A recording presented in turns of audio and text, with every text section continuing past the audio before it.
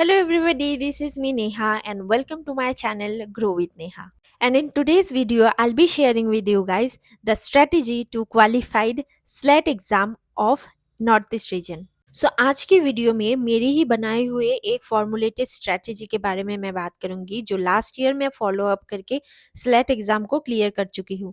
अगर आप चाहते हो ये स्ट्रेटेजी आप भी फॉलो करके इस बार स्लेट एग्जाम को क्लियर कर सकते हो। सो आज की इस वीडियो में मैं उसी स्ट्रेटेजी की बात करने वाली हूँ। सो let's get started with the video. आप लोगों को समझाने के लिए मैं इधर पेन एंड पेपर लेके बैठी हूँ ताकि आप लोगों को अच्छे से समझ में आए मैं क्या स्ट्रेटेजी के बारे में बात कर रही हूँ एंड आपको कोई भी कंफ्यूजन ना रहे इसके बारे में। So let's get started. हम लोग बात करेंगे आज स्लेट नॉर्थ ईस्ट रीजन के स्ट्रेटेजी के बारे में। All right, this is our topic for today's video. That हम लोगों को पता है कि स्लेट नॉर्थ ईस्ट रीजन बहुत सारे सब्जेक्ट्स में होता है। मुझे जितनी पता है because I am a life science student, मुझे लाइफ साइंस सब्जेक्ट के बारे में ज्यादा पता है। अगर आप लोग किसी और एग्जाम्स के लिए टारगेट कर रहे हैं जैसे कि एडुकेशन और बाकी different political science, sociology, different subjects के लिए टारगेट करते हो, आई होप ये मोर और लेस सेम ही रहेगा सभी एग्जाम के लिए। आप लोग इस स्ट्रेटेजी को फॉलो कर सकते हो। बाय द वे आप लोग एक बार क्रॉस चेक कर लीजिएगा कि बाकी जितने सारे सब्जेक्ट है उसका क्वेश्चन पैटर्न या फिर क्वेश्चन नंबर जो भी मैं इस वीडियो में बात करूंगी वो सेम है कि नहीं। एक बार चेक करके उसी हिसाब से आप अपना स्ट्रेटेजी खुद फॉर्मुलेट भी कर सकते हो। ठीक है। हम लोगों को पता है कि स्लेट एग्जाम में हम लोग को कितना क्वेश्चंस आते हैं। There are total 150 questions, right? 150 questions. I hope it's visible. Okay, now it's visible properly. Okay, हम लोग को पता है कि स्लेट एग्जाम में 150 क्वेश्चंस होते हैं। पार्ट ए में मीन्स मैं पेपर 1 की बात बोल रही हूँ। पेपर 1 कंटेंट्स हम लोगों का 50 क्वेश्चंस, ठीक है, और 100 क्वेश्चंस हम लोगों का क्या होता है पेपर 2 में। और पेपर 2 हमेशा सब्जेक्ट रिलेटेड होता है। ओके, एंड पेपर 1 जनरल होता है, general for any subject. Okay, और हम लोगों को ये भी पता है कि स्लेट एग्जाम में there is no negative marking. हम लोगों को पता है कि स्लेट एग्जाम में हम लोगों को किसी भी क्वेश्चंस का नेगेटिव मार्किंग नहीं मिलता। मैंने लास्ट ईयर क्या किया था कि मैंने टारगेट करके चली थी कि पेपर 1 में जो 50 क्वेश्चंस था इसमें से मुझे 30 to 35 क्वेश्चंस करेक्ट करनी है। मीन्स आप लोगों को पूरा ही जितना 50 क्वेश्चंस है you have to answer all the 50 questions. But आप लोगों को ट्राई क्या करनी है, 50 क्वेश्चंस में से 30 to 35 क्वेश्चंस आप लोगों को करेक्ट करना ही है। मीन्स एनी हाउ करेक्ट करना ही है। तो आप लोगों को अगर मैं मान लूं कि 35 क्वेश्चंस आपने करेक्ट किया है, 35 questions and each questions contain 2 mark. कितना बनेगा हम लोगों का 70 मार्क्स। ठीक है, 70 मार्क्स बनेगा।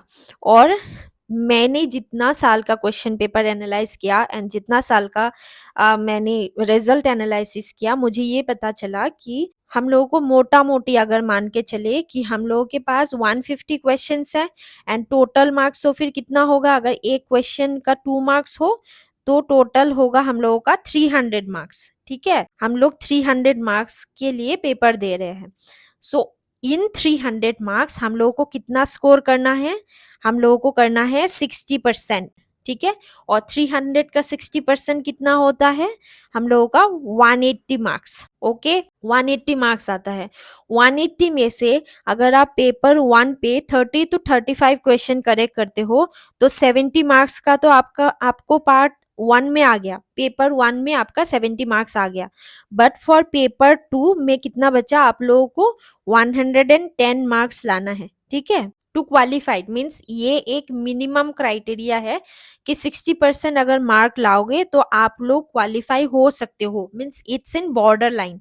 ठीक है, तो बॉर्डर लाइन का ही मैं अभी स्ट्रेटेजी बता रही हूँ कि 110 मार्क्स आपको अपनी सब्जेक्ट की पेपर से लानी है। पेपर 2 में हम लोगों का 4 पार्ट होता है, 4 ऐसे पार्ट नहीं होता है, बट मैंने जितना फॉलो अप किया है हर साल इतना ही आता है। 25 क्वेश्चंस आपका क्या आएगा, 25 क्वेश्चंस आपका मैच द फॉलोइंग आएगा। 25 क्वेश्चन आपका मैच द फॉलोइंग आएगा। देन अनदर 25 क्वेश्चंस आपका क्या आएगा, one line questions. Then 25 questions आपका क्या आएगा, ट्रू फॉल्स। देन उसके बाद 25 क्वेश्चंस आपका क्या आएगा, असर्शन एंड रीजनिंग। सो ये होता है हम लोगों का 100 क्वेश्चंस, ठीक है। 25 for match the following, 25 questions for one line, 25 question for true false, 25 question for assertion and reasoning. इसमें से ये दो पोर्शन जो होता है, match the following and one line, this is the most scoring part of paper 2, ठीक है। मेरे लिए तो ये दोनों पोर्शन बहुत ही ज्यादा स्कोरिंग लगा था, आपके लिए दूसरा भी हो सकता है। सो आप लोगों को इस चारों पार्ट में से, इस चारों जितने भी 25 क्वेश्चंस है, इस क्वेश्चंस को आंसर करके 110 मार्क लाना है। सो आउट ऑफ 100 क्वेश्चंस, तो आप लोगों को 55 क्वेश्चंस करेक्ट करना है। मीन्स आप लोग पूरे 100 क्वेश्चन तो अटेम्प्ट करोगे ही करोगे, बट उस अटेम्प्ट करने के बाद आपका 55 क्वेश्चंस करेक्ट होना चाहिए। तो अगर आपका 55 क्वेश्चंस करेक्ट होता है, each questions contain 2 marks, here also paper 2 में भी ईच क्वेश्चन 2 मार्क का ही होता है, तो आपका कितना आता है, 110 मार्क, ठीक है। तो हम लोग का पेपर 1 का आ गया 70 मार्क्स एंड पेपर 2 का आ गया 110 मार्क्स। तो ये मिला के आपका टोटल कितना बनता है, 180 out of 300। This is a border line mark. मैं इधर लाइफ साइंस की बात बोल रही हूँ, बाकी सब्जेक्ट का मार्क स्ट्रेटेजी मुझे नहीं पता, बट पेपर 1 का मोर और लेस सेम ही हो सकता है। एंड अगर मैं बोल दे रही हूँ, अगर कोई भी स्टूडेंट सोच रहा है कि मैं ओनली पेपर 2 दे के अपना मार्क्स बढ़ा सकती हूँ, आई डोंट नो, आप लोग कर सकते हो तो ठीक बात है, लेकिन मैं किसी को ये चीज सजेस्ट नहीं करती कि आप पेपर 1 को कम इम्पोर्टेंस देके ओनली पेपर 2 का प्रिपरेशन करके जाओ। No, paper 1 is your mark booster. हमेशा पेपर 1 का प्रिपरेशन जरूर कीजिएगा, क्योंकि पेपर 1 के मार्क्स से ही आपका सिलेक्शन का चांसेस ज्यादा हो जाती है।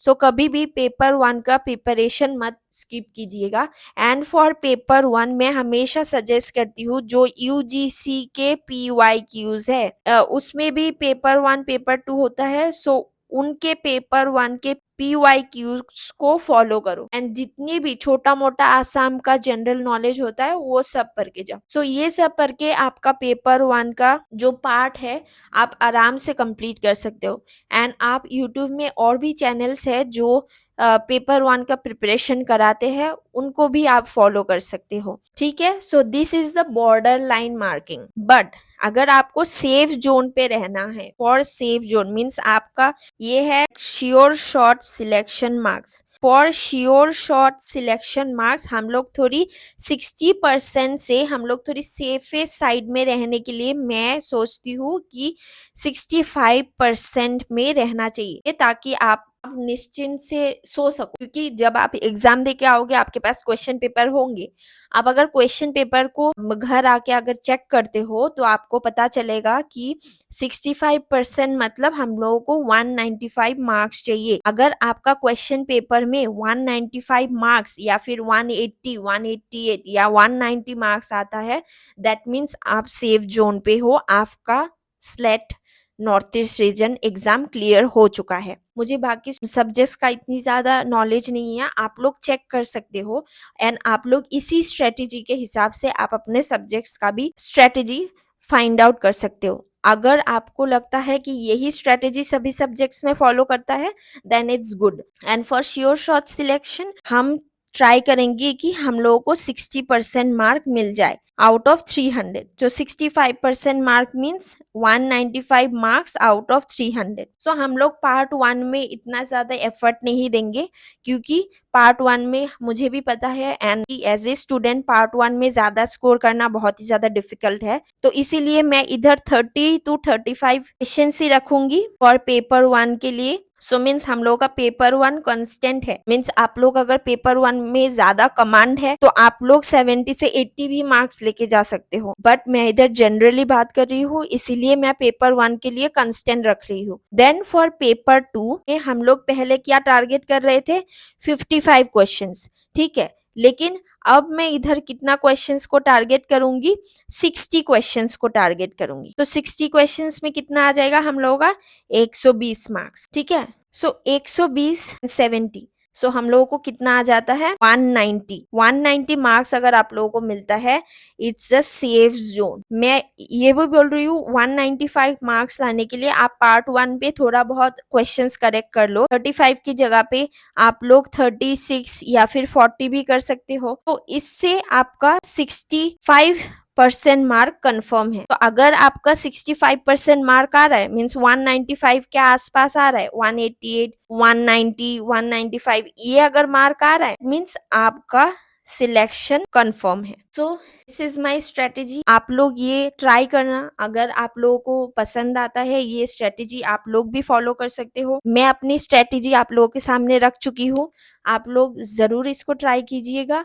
आप खुद की स्ट्रेटेजी भी फॉलो कर सकते हो इस एग्जाम के लिए। अगर आपको इसी रिलेटेड कुछ भी प्रॉब्लम है, then please do comment down below and I'll reply to it. Otherwise, I'll make a short video. So, this was it from my side. I'll see you guys in my next video. Till then, stay healthy and stay blessed. Bye.